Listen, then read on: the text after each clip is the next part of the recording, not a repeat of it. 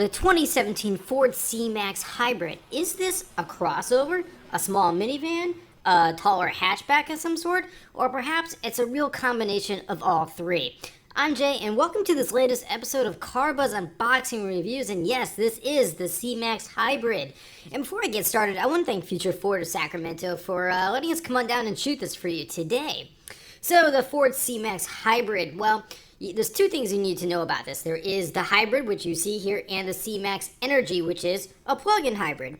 And they've been on sale in the US since 2013. However, the C-Max was sold in Europe for about a decade before it even came to the US. And you gotta understand that a car like this, the C-Max, it is literally a mainstream model for European buyers. But in the US, it's kind of caught on, but I think this is still a very good vehicle. And a friend of mine recently just bought one, and I really didn't know much about it. When I checked it out, I was actually really impressed with it, and that's why I wanted to do this video today. Now, this is built on the same platform as the Focus, so in a way, you can think of this as more of an upright wagon version of the Focus, and maybe not everybody wants a minivan or a crossover, and this might be sort of like the best mix between them, because they might even think that the Ford hatchback just doesn't offer enough interior space, and especially when you have a family, that stuff like that really comes into consideration here. Now, I'll get to more details about the exterior shortly, but just looking at it from the outside here immediately, yeah, this looks like a taller Ford Focus, and I don't think that's a bad thing, but I do think from a few angles it just, the look doesn't always really work for me very well. But that's different in the interior here because, wow, this is a very good quality interior. I was really impressed just with the premium materials and the soft touch plastics throughout. This is what Ford has become today. They got rid of like all those cheap, hard plastics that used to be in cars a decade to a decade and a half ago. And yeah, this is what we're seeing now. It's very, very premium.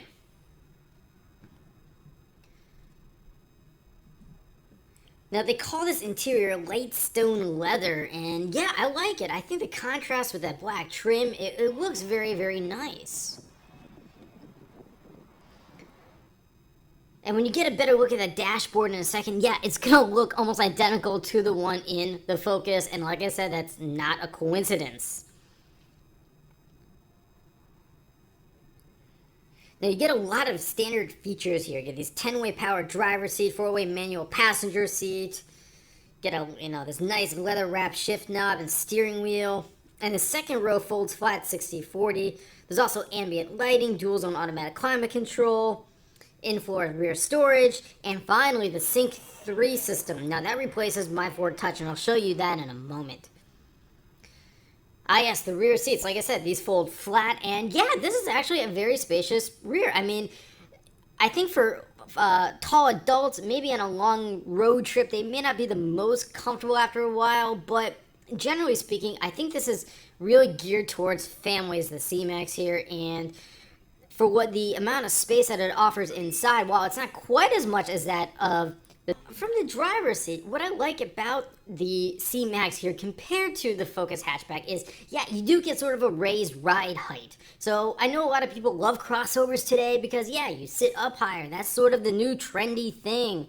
They're quickly replacing sedans as the best-selling cars in the US. So I think the C-Max, in Ford's decision to bring it to the US, or sell it in the US rather, was here we go, Sync 3. This is in place of that really sort of crappy My Ford Touch infotainment system that, Ford just couldn't quite get it right for several years. That My Ford Touch, it was rebooting, it was freezing on people. There are a lot of reports about even the CEO of Ford was really frustrated with it. And finally, Sync 3 here, it has arrived. It's much more intuitive. And now I think this is one of the best infotainment systems that you can get today.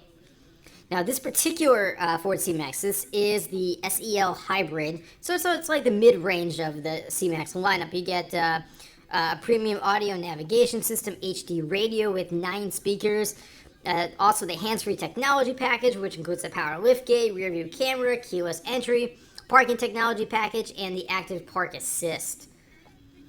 Now, so that you know, the C-Max comes in about 2 different flavors here. You have the hybrid, which is the SE, and this one, the SEL. And then you have the C-Max Energy. Energy with an I, not a Y at the end. It's just how Ford decided to spell it. And the Energy is the plug-in hybrid version. So, yeah, that plug-in hybrid compared to the regular hybrid that you see here, it weighs more, its acceleration is down, but you get better fuel efficiency with it. But it does cost a little bit more. But in my honest opinion, I think you're best off with either the SE or this one, the SEL hybrids. I think these will satisfy people's most fuel efficiency requirements just fine. Now, in fact, Ford had to actually downgrade the C-Max Hybrid and the C-Max Energy's fuel economy ratings in late 2013, not long after it first came out, because owners were complaining that those figures actually weren't attainable.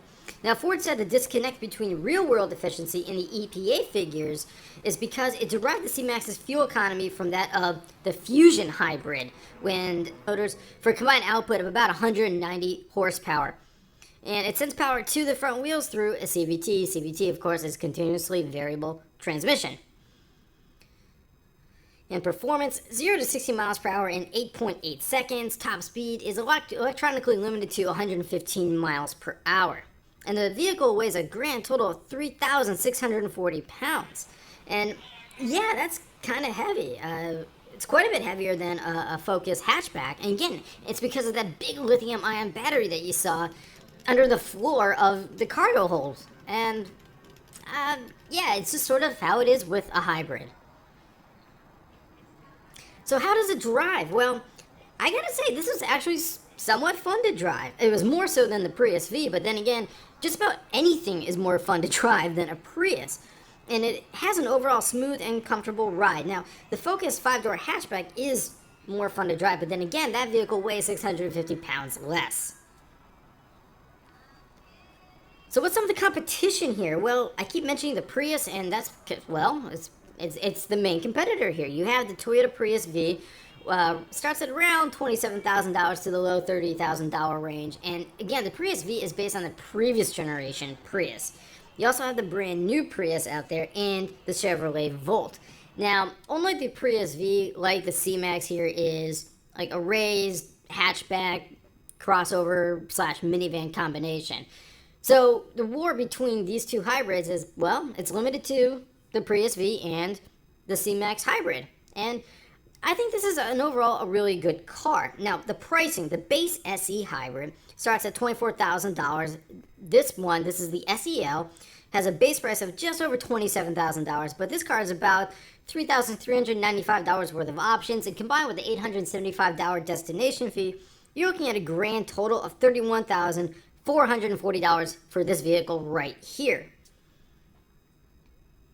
Now, again, the Energy, which is the plug-in hybrid, that only begins at $31,770. And again, I don't think the plug-in is worth the extra money. I think the hybrid that you see here is just fine. And the exterior styling, I mean, yeah, I like it. I don't think it's the most attractive, but it works. This one's painted ruby red tinted clear coat that costs an extra $395. It's got 17-inch silver painted aluminum wheels, automatic halogen headlights, configurable daytime running lights, dual power mirrors with heat, fog lamps, and rain sensing wipers.